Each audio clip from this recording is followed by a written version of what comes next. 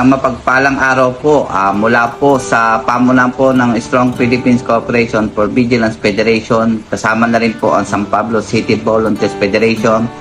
Isang maligayang kaarawan sa aming kasama sa paglilingkuran, walang iba po kundi si Police Captain Romel Laluces. Happy birthday po.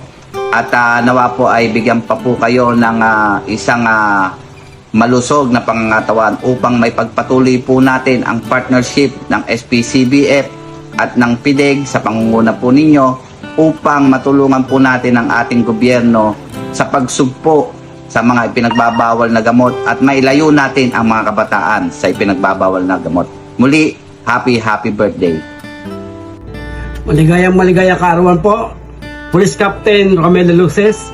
Sana po maraming pang birthday ang dumating sa inyo. At sana po lagi kayong in good health para tayo ay laging strong. Sir Romel, maligayang kaarawan po.